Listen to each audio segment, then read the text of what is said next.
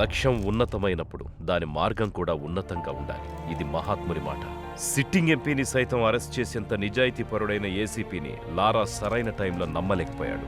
అందుకే తన భార్యకు దగ్గరగా ఉండాల్సిన టైంలో దూరంగా, శత్రువులకు దూరంగా ఉండాల్సిన టైంలో దగ్గరగా ఉండాల్సిన పరిస్థితిని తానే కొని తెచ్చుకున్నాడు. రేయ్, పీడిఎక్ లో ఉన్న వాళ్ళు రేపు రిలీజ్ అవుతున్నారు. ఆ సాధు గడేడ్రా ఇక్కడే ఎక్కడో ఉంటాడు చూడు. ఓర్ని ఆ శివగాడిని కూడా వదిలేసాంరా. ఒరే సాధు,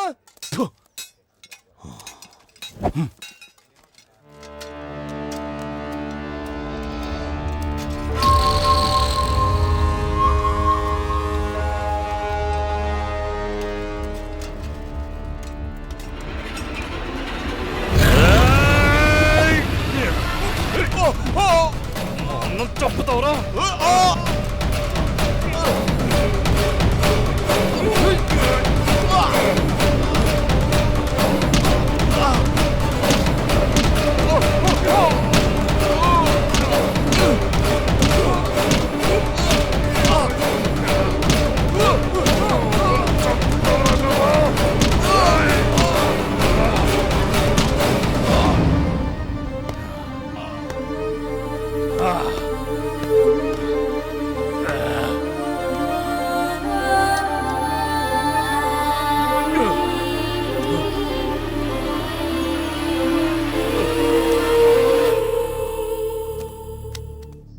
అన్నా, నిన్ను చంపినాడు చంపేశానన్నా, చంపేశాను.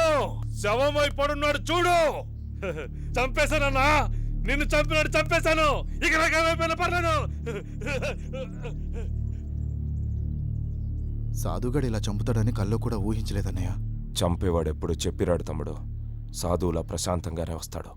అవకాశం దొరికినప్పుడు సునామీలా విరుచుకుపడతాడు. ఏదేమైనా మనిషి అన్నవాడికి శత్రువు అనేవాడు ఉండకూడదు తమ్ముడు. ఉంటే ఏదో రోజు ఇలాగే చేస్తాడు. జైలన్న భయం లేకుండా కూడా చంపేశాడన్నయ్య. పగోడికి జైలు, పోలీసులు, కోర్టులు ఇవేం కనిపించవు తమ్ముడు. శత్రు ప్రాణం ఒక్కటే కనిపిస్తుంది. శత్రు ప్రాణం ఒక్కటే కనిపిస్తుంది.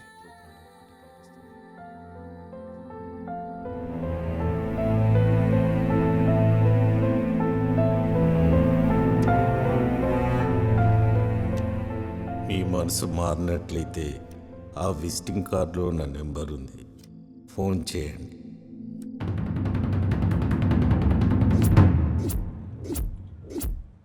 ఏం జరిగింది? 10 సంవత్సరాల క్రితం సిటీలో ₹1,00,00,000 పెట్టి ఒక స్థలం కొనుక్కున్నాను. 2 సంవత్సరాల క్రితం వెంకట్రావు అనే ఫైనాన్షియర్ దగ్గర స్థలం తాకట్టు పెట్టి 2 కోట్లు అప్పుగా తీసుకున్నాను. ఇప్పుడు ఆ స్థలం విలువ 10 కోట్లు అయింది. బాకీ తీరుస్తానంటే స్థలం వదిలేయమంటున్నాడు. ఎవరెవరు ఉన్నారు దీని వెనక? ఎమ్మెల్యే వీరభద్రం, మణి పవామర్దులు, చందు, దుర్గాప్రసాద్. వీళ్ళకు భయపడి సిటీలో నా తరపున మాట్లాడడానికి ఎవరూ ముందుకు రావడం లేదు.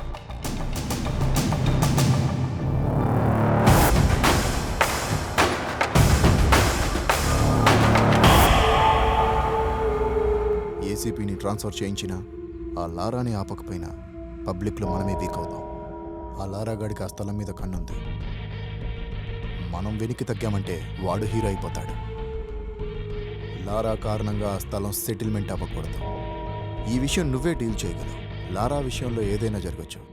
మనీ, నాకు చంపేంత ధైర్యం లేదు, కానీ చంపిన వాడిని కాపాడేంత కెపాసిటీ ఉంది. మనీ, నాకు నీ సాయం కావాలి.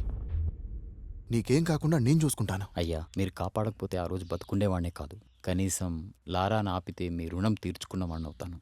థ్యాంక్ యూ మనీ, థ్యాంక్ యూ. మనిషిలోని ఆవేశం కూడా ఒక వ్యసనం లాంటిదే. ఆవేశం మనకు బానిసైతే ఎలా బతకగలమో చెబుతుంది. ఆవేశానికి మనం బానిసైతే ఎంతకాలం బతకగలమో చెబుతుంది. వీళ్లలాగా. ఒక్కసారి ఆలోచించు బావా, ఆ లారాగాని మాటలతో ఒప్పించలేం. మీ పేరు చెప్పిన ఆ లారాగాడు వస్తున్నాడంటే ఆ తాతారాగాడు డబ్బాస్ చూపించుంటాడు బావా. నమస్తే, బాగున్నారా?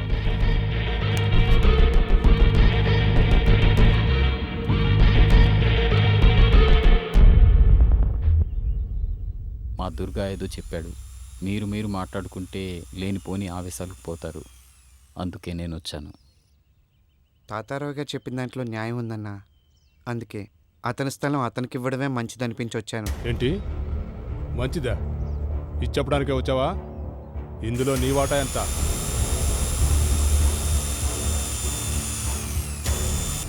నేను మాట్లాడుతున్నానుగా, నువ్వేం పట్టించుకోదు లారా. అతనికి అన్యాయం జరగకుండా చూసుకునే పూచి నాది. నువ్వు వెళ్ళు, నేను చూసుకుంటా.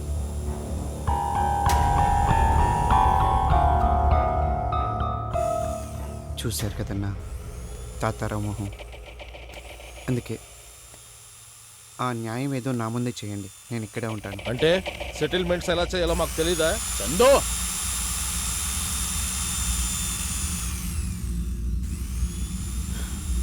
వీళ్ళు ఇలా మాట్లాడతారని నాకు తెలుసన్నా. అందుకే కేవలం మీ మీద ఉన్న గౌరవంతో ఇక్కడ మాట్లాడడానికి వచ్చాను. మాట్లాడకపోతే ఎందుకెళ్ళారా? నేను కలెక్ట్ చేసుకుంది. నీకేమన్నా ఉంటే నేను చూసుకుంటాను, నువ్వు వెళ్ళు. అన్నా, ఇలా అడుగుతున్నాను ఏమనుకోవద్దు. ఇందులో మీ వాటా ఏమన్నా ఉందా? రేయ్, మా బావకే వాటా ఉంటే చందు,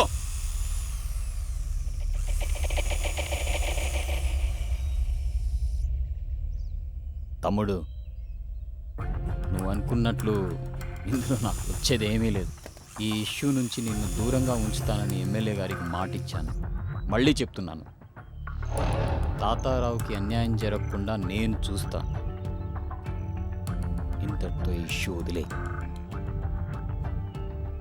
కుదరదన్నా.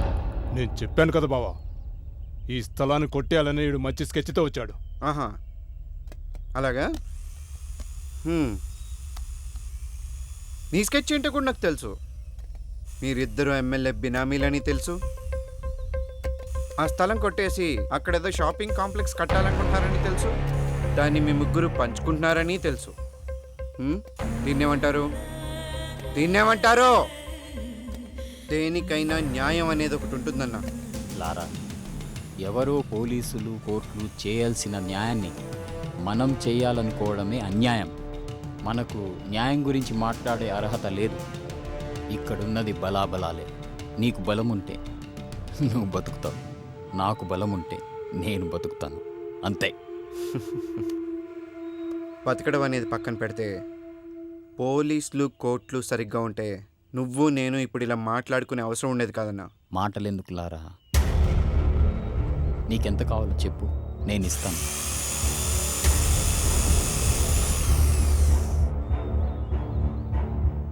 మీకెంత కావాలో చెప్పండి అన్న, నేనే ఇస్తాను. రేయ్, ఏంద్రా నువ్వు మాకిచ్చేది? లారా, ఇది పద్ధతి కాదు. ఇది మేము అని తెలిసి నువ్వు వచ్చావు. వెనక్కి వెళ్ళాల్సింది మేం కాదు, నువ్వు. ఈ స్థలం ఇతనిది అని నా దగ్గరకు వచ్చాడు. అతని స్థలం అతనికి ఇప్పిస్తానని నేను వచ్చాను. అంతేకాని మీరు వచ్చారని కాదు. మీ ప్లేస్లో ఎవరొచ్చినా నేను వెనక్కి వెళ్ళను.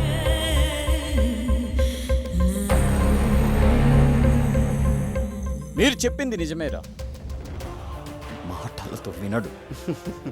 మావాడి చెప్పింది నిజమే అన్న. బామ్మర్దల ముసుగులో బాగానే సెటిల్మెంట్లు చేస్తున్నావు. లారా, నీతో మాట్లాడడం ఇదే చివరిసారి. నువ్వు తప్పుకుంటున్నావా లేదా? ఇంకా వాడితో మాట్లాడి బావా. రేయ్, 2 నిమిషాల్లో ఇక్కడి నుంచి వెళ్ళిపోవాలి. నువ్వు నాకు 2 నిమిషాలు టైం ఇచ్చాను, నీకు 2 రోజులు టైం ఇస్తున్నాను. స్థలం పేపర్ తెచ్చి ఇచ్చి బతికిపో. ఎవడు బతుకుతాడో చూద్దాం.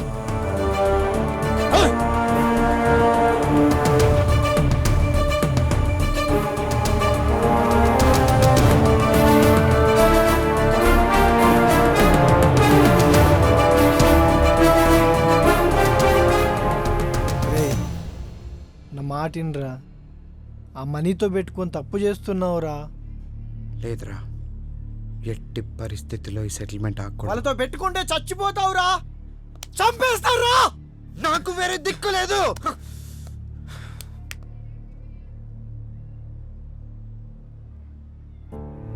ఎవరెవరి కోసం సెటిల్మెంట్ చేశా,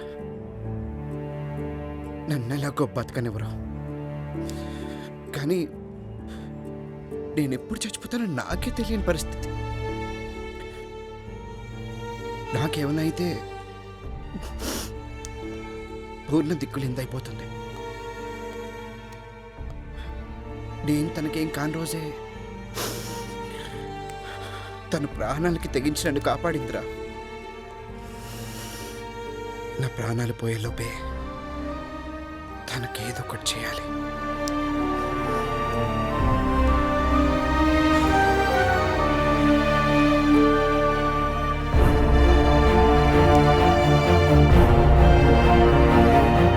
ఎట్టి పరిస్థితుల్లో ఈ సెటిల్మెంట్ ఆగకూడదు.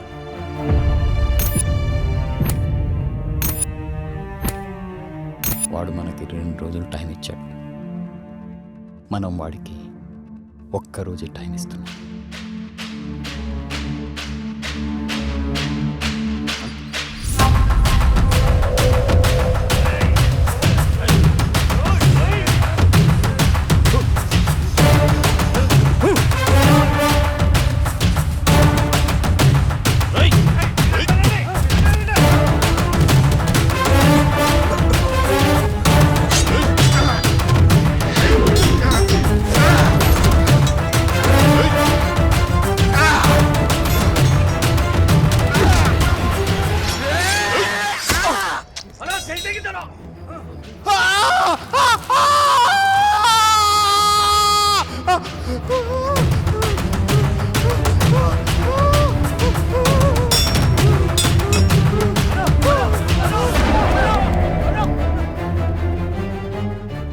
నేను బైక్ మీద వెళ్తున్నాను సార్.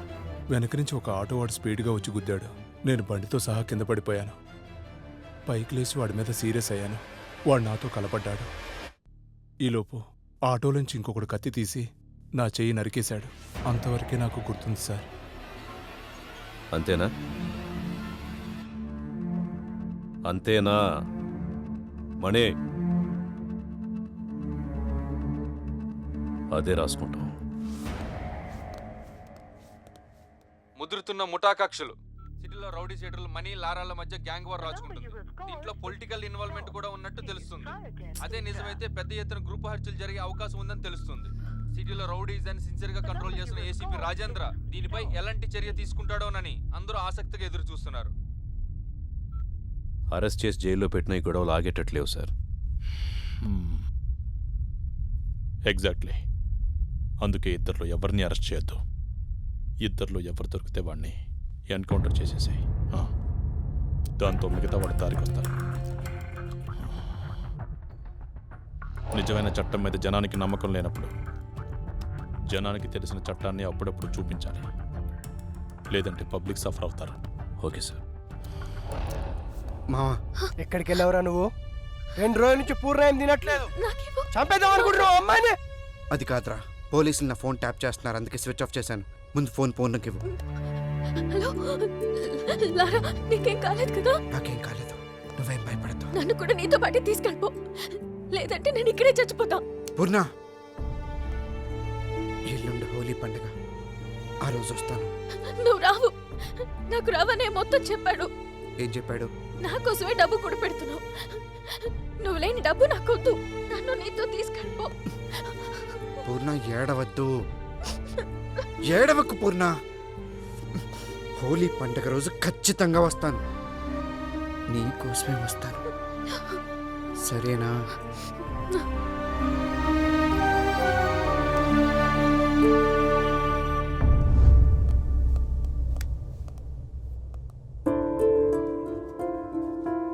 చెప్పులారా. పరిస్థితి నీకు తెలిసిందే కదన్నా. ఈ టైంలో ఏదన్నా పొలిటీషియన్ సపోర్ట్ ఉంటే? ఈ టైంలో పొలిటికల్ సపోర్ట్ అంటే చాలా కష్టం. అయినా లారా, ఏ పొలిటీషియన్ అయినా నిన్ను కేసు నుంచి తప్పించగలడు కానీ నీ చావు నుంచి తప్పించలేడు. జైల్లో సాధువుని చూసావుగా, పగంటే అలా ఉంటుంది. మద్దెల చెరువు సూరి, మొద్దు సీను, పరిటాల రవి, వీళ్ళని ఏ పొలిటీషియన్ అయినా కాపాడగలిగాడా? ఎందుకంటే వాళ్ళ ఈ పాలిటిక్స్ కాదు, కక్షలు. ఈ పొలిటీషియన్స్ మీద పబ్లిక్ ప్రెషర్ పడిందనుకో, ఈ లారా ఎవడో మాకు తెలియదంటారు. అసలు రౌడీ అంటేనే నలుగురిని భయపెడుతూ బతకడం, నలుగురికి భయపడుతూ చావడం. ఇలా అంటున్నానని ఏమనుకోదు తమ్ముడు. నువ్వు సైరన్ని కొట్టిన రోజే నీకు ఈ పరిస్థితి వస్తుందని నాకు తెలుసు. అప్పుడు చెప్పినా వినలేని పరిస్థితి నీది, ఇప్పుడేం చేయలేని పరిస్థితి నాది. నీకేగా తమ్ముడు, మళ్ళంటోళ్ళు ఎవరికైనా ఇదే పరిస్థితి వస్తుంది. ఇది తప్పు అని చెప్పడానికే ఇలాంటి విగ్రహాలు కడతారు. అయినా మనం మారం. మని కూడా నీలాగే ఎవ్వడికి భయపడ్డావు. పోలీసులంటే అస్సలు భయం లేదు. అందుకే ఎమ్మెల్యే ప్లాన్ చేసి మరీ నీ మీదికి పంపాడు. చూడు తమ్ముడు, నా మాటిని డైరెక్ట్గా మణితో కాంప్రమైజ్ చేసుకో. ఎవ్వరిని నమ్మద్దో, నన్ను కూడా. జాగ్రత్త తమ్ముడు, వస్తా.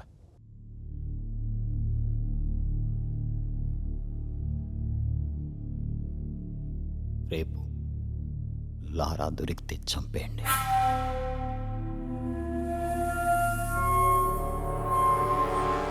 దొరక్కపోతే మీరు 4 టీములుగా విడిపోండి. ప్రతి టీంలో లారాని గుర్తుపట్టేవాడు ఒకడుంటాడు. ఎస్ఐ గారు బాలరాజు ఇక్కడి నుంచి మీకు ఎప్పటికప్పుడు ఇన్ఫర్మేషన్ ఇస్తూ ఉంటారు. కేశవ అమరావతి వైపు వెళ్తాడు. తెల్లసాయి గుంటూరు వైపు వెళ్తాడు. సైరన్ రమేష్ సిటీ అవుట్స్కట్స్లో ఉండి మీరు ఎక్కడికి రమ్మంటే అక్కడికి వస్తాడు. మా చందు ఆ లారాగాడి వివరాల్ని వాళ్ళ బంధువుల నుంచి రాబడతాడు. ఒక్క విషయం గుర్తుపెట్టుకోండి, మనం మళ్ళీ కలిసేది ఆ లారాగాడు చచ్చిన తర్వాత.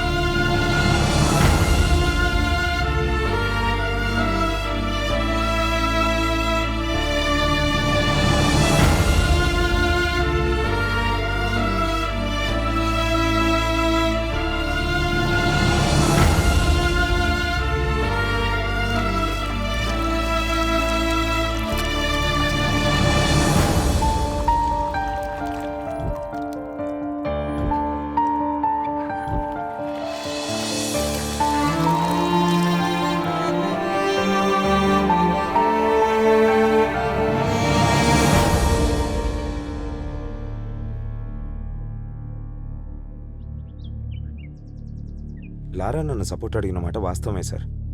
మణి కూడా నన్ను సపోర్ట్ అడిగాడు, కానీ నేను ఎవరికి సపోర్ట్ చేయలేదు.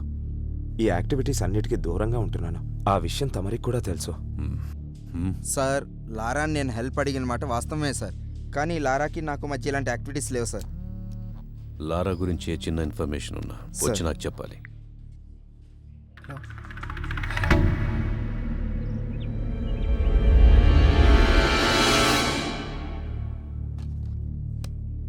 సార్, లారా ఫోన్ ట్రాప్ అవుతుంది సార్. అది లారా సార్, ఇది రవి సార్, మన ఆఫీస్ నుంచి మాట్లాడుతున్నాడు సార్. లారా ఫోన్ చేశాడు సార్, మీతో మాట్లాడతాను సార్, ఒకసారి మాట్లాడండి సార్. హలో, తప్పు చేశాను సార్. నాకెందుకు చెప్తున్నావు? హలో హలో, మిమ్మల్ని సహాయం అడిగే అర్హత నాకు లేదు, కానీ ఈ టైంలో మీరే నాకు సహాయం చేయగలరనిపించింది, అందుకే మీకు ఫోన్ చేశాను. నేనేం చేస్తాను? నేనేం చెయ్యలేననే కదా నువ్వు కత్తి పట్టుకొని తిరుగుతున్నావు. కత్తులు లేని సమాజాన్ని మీరే కదా సార్ నిర్మించాలి. అలాంటి కత్తులు మా కంఠం మీదకి వస్తున్నప్పుడు మాకు మీరు గుర్తు రావాల్సింది పోయి మా ప్రాణాలు గుర్తొస్తున్నాయి సార్. పోలీసులు అంటే భయం లేని వాళ్ళు నాకంటే ముందు చాలామందే ఉన్నారు సార్. వాళ్ళలాగే నా టైం బాగోలేక, మీలాంటి సిన్సియర్ ఆఫీసర్ కరెక్ట్ టైంకి నాకు కనపడక నేను కూడా వాళ్ళలో కలిసిపోవాల్సి వచ్చింది. అది మీకు కూడా తెలుసు సార్. అందుకే నన్ను ఎన్కౌంటర్ చేయకుండా వదిలేశారు. బాత్రూంలో ఉన్నా అని తెలుసు కూడా మీకు తెలుసు సార్. మీలాగే ప్రతి పోలీస్ ఆఫీసర్ ఉండుంటే ఈరోజు నేను ఇలా అయ్యేవాడిని కాదు సార్. చిన్నప్పుడు మా నాన్న నన్ను భయపెట్టేవాడు సార్, అందుకే రోజు స్కూల్కి వెళ్ళేవాడిని. మా టీచర్స్ నన్ను భయపెట్టారు సార్, అందుకే బాగా చదువుకున్నాను, స్టేట్ ర్యాంక్ కొట్టాను. కానీ మీ పోలీసులే సార్ భయపెట్టలేకపోయారు. ఇప్పుడు నాకు పుట్టబోయే బిడ్డ మళ్ళీ నాకు భయం అంటే ఏంటో గుర్తు చేసింది సార్.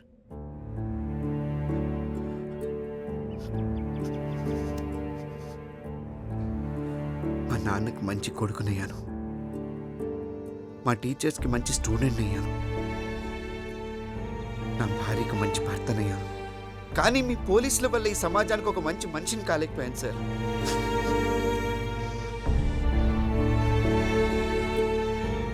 మంచికి చెడుకి తేడా తెలియలేదు సార్. అందువల్లే మిమ్మల్ని కూడా నమ్మలేకపోయాను. ఈరోజు చావంచి నిలబడ్డాను. చస్తానని తెలిసి కనీసం నా భార్యనైనా బ్రతికించుకుందామని చేసిన తప్పు సార్ ఇది. ఇదంతా మీకే చెప్పుకోవాలనిపించింది, అందుకే మీకు ఫోన్ చేశాను. మిమ్మల్ని సహాయం అడిగే అర్హత నాకు లేదు, కానీ నాకు వేరే దారి కూడా లేదు. ఈ ఒక్కసారికి సహాయం చేయండి సార్. భార్య పిల్లల్ని బ్రతికించుకుంటాను. సరే, రేపు స్టేషన్కి వచ్చి లొంగిపో. థ్యాంక్స్ సార్, వస్తాను సార్. కానీ ఇప్పుడు కాదు సార్. మనీ మనుషులు నన్ను చంపడానికి తిరుగుతున్నారు. మీ పోలీసులు కూడా వాళ్ళ మనుషులు ఉన్నారు సార్. లాకప్లోనైనా చంపేస్తారు. మీరు జైలుకి పంపిస్తే అక్కడ కూడా బ్రతుకుతానని గ్యారంటీ లేదు సార్. సరే, ఇప్పుడు ఏం చేయమంటావు? సార్, మీరు మనీని ఒప్పించి 4 రోజులు నన్ను చంపకుండా ఆపండి సార్. ఇంతలోగా నాకు బిడ్డ పుడుతుంది. అప్పుడు ఆ బిడ్డను తీసుకెళ్ళి మనీ కాళ్ళ దగ్గర పెట్టి నాకు బ్రతుకునివ్వమని అడుగుతాను. చావమంటాడో లేక బ్రతకమంటాడో అతని ఇష్టం. అప్పటిదాకా నన్ను బ్రతికించండి సార్, ప్లీజ్. ఓకే, ట్రై చేస్తాను. Thank you sir.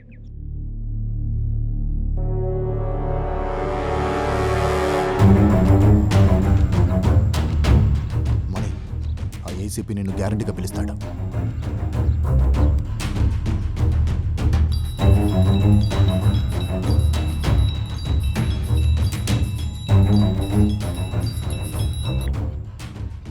అమ్మా మణి, నేను పీవీఆర్ని, ఏసీపీ గారి ఆఫీస్ నుంచి మాట్లాడుతున్నా.